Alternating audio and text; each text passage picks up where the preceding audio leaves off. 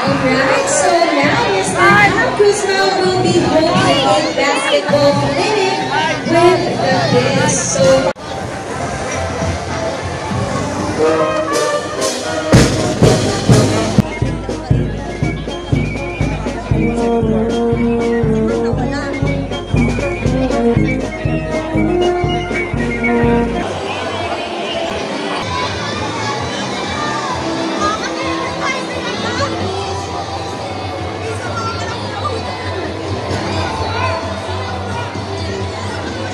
good morning, Manila!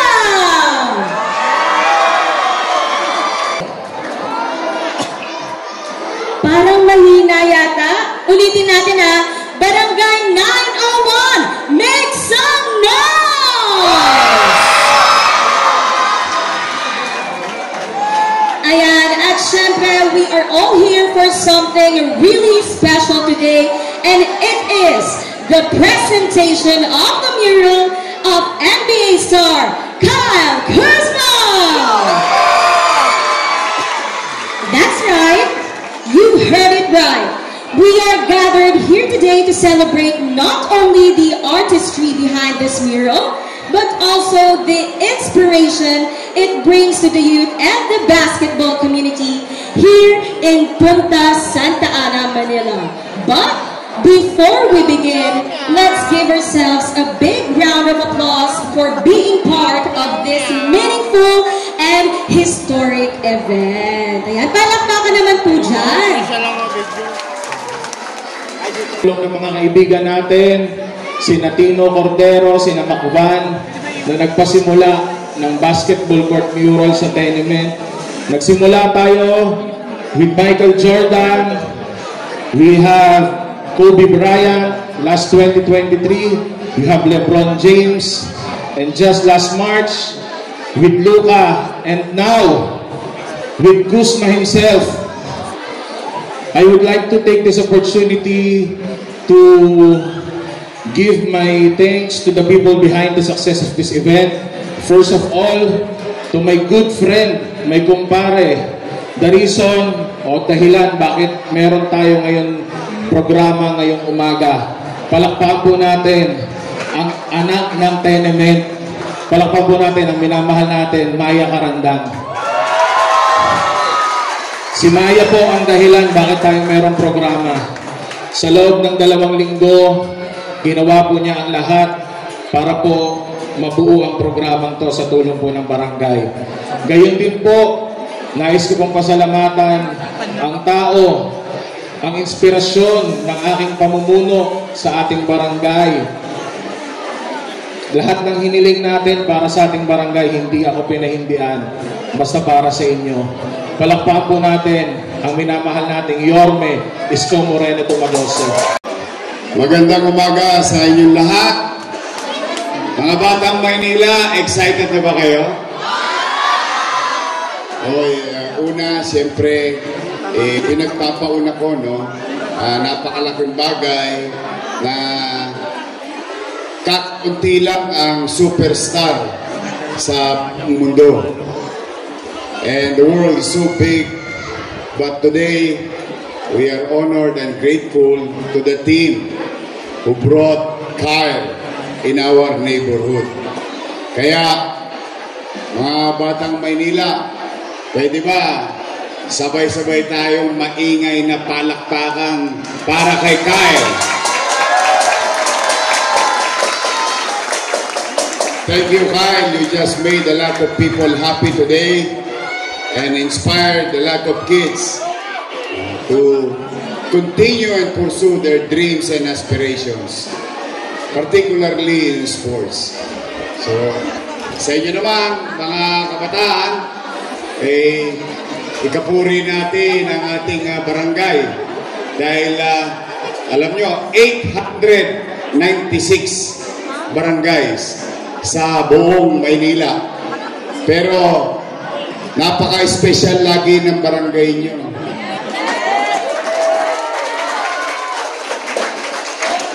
Ayan, naniniwala ko, dala ng liderato ng inyong barangay.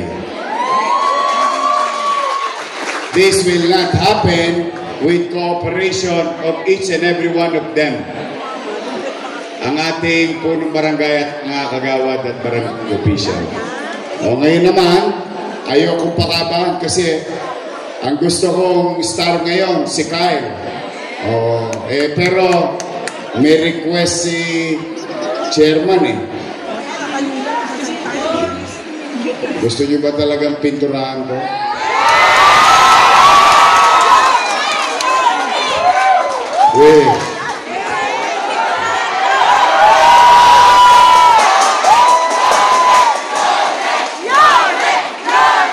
Gusto nyo ba talaga?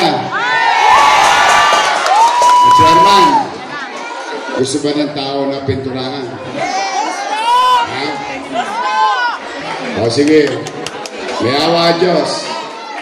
Bigyan nyo lang ako ng konting panahon, pero commitment ko na sa inyo. Pipinturahan natin yung buong building. Antabayanan nyo lang at i-update namin kayo agad. And today also, we would like to give credit where it's due sa ating pintor, ang tenement at ang Davis. Palakpakan din natin yung Davis. No? So sa inyo, dito sa tenement, tumatakbo na ba yung tubig? Okay naman ba? Wala na problema? Pintura na lang. O sige, basta babalik ako rito. Ayusin natin. O mga bata, anong ginagawa pag 10 o'clock? Anong 2 joints?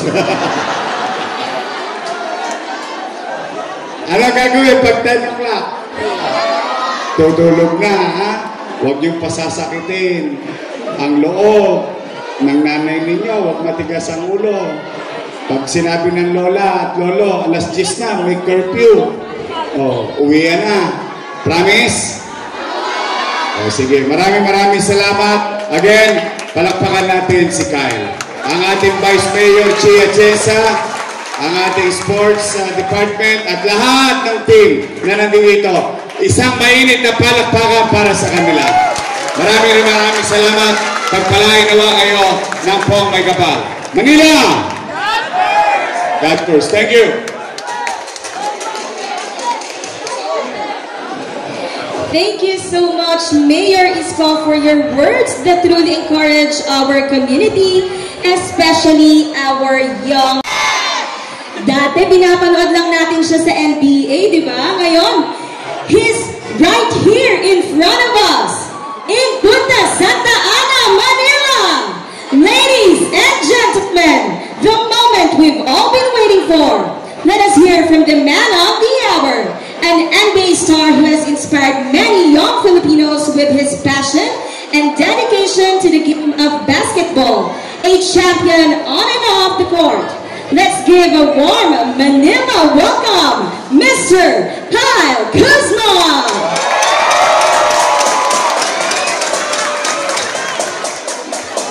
Magandang umaga! Wow, this is amazing. Thank you guys all for being here. This is truly an incredible moment.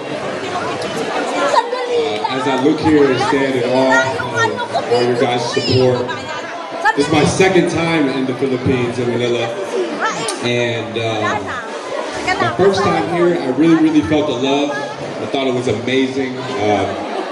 You know, how much you guys care about basketball and care about me as well. I had to come back again. And when they came up with this opportunity to be in front of you guys and have this insane court, I couldn't turn down the offer to be here with you guys. So I don't even know what else to say, because it's truly special and a great moment that I'll never ever forget. So thank you guys so much for me to be here, come into get your guys' culture and country, and make me feel right at home.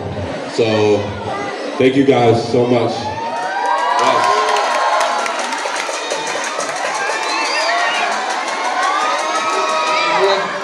Again.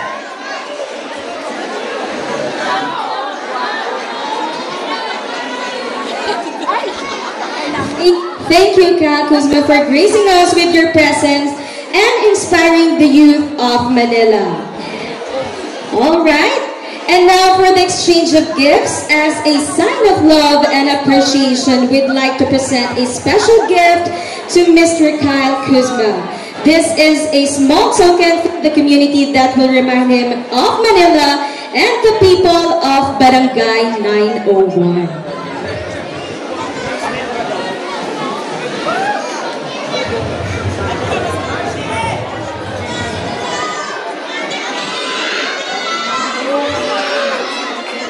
Yes, and aside from that, the true gift Manileños would like to give to you is the love and cheer of Filipino fans.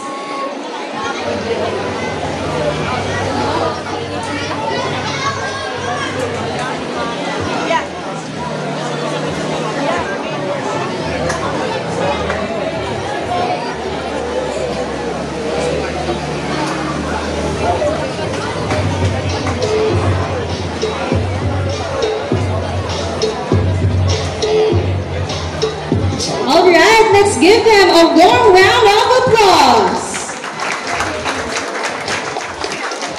Ating mga masisipag na barangay officials.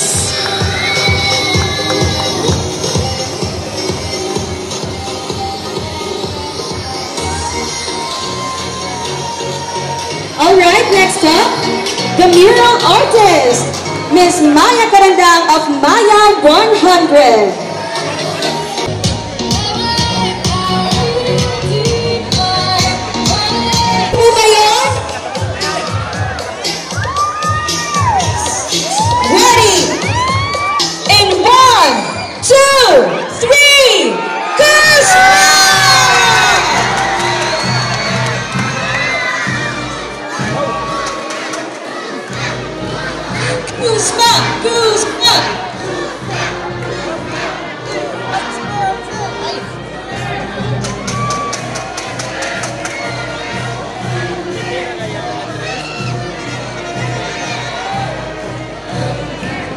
Wow, how amazing is that? Let's give a huge round of applause for this beautiful mural.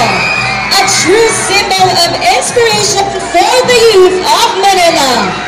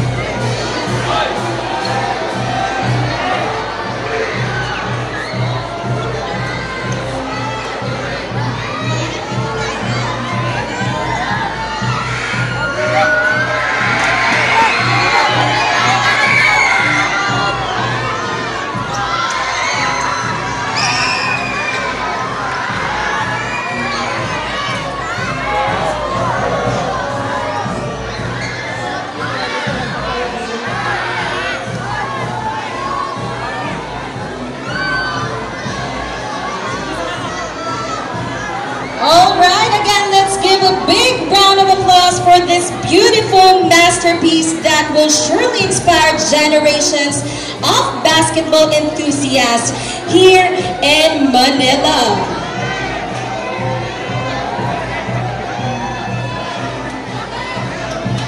We'll be holding a basketball clinic with our kids, where he will personally share his skills and knowledge with the young players of our community. This is indeed a once-in-a-lifetime experience for them, and also this is something our young ballers will never forget. So let's cheer them on as they learn from one of the best.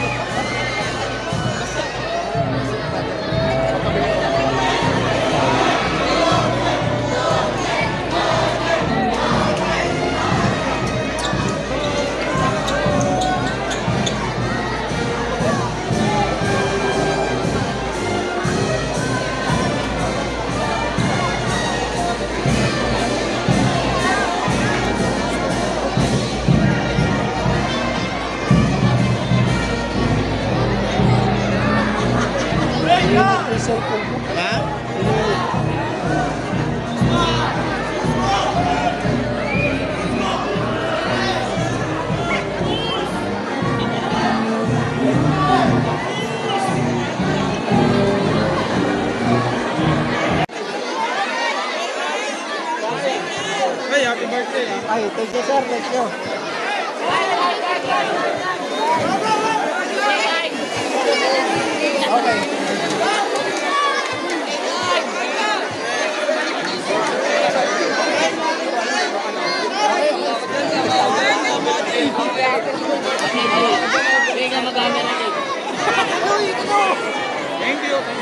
Alright, so now Mr. Tom Kuzma will be holding a basketball clinic with the kids. So for the participants, please go in the middle with Mr. Kyle Kuzma.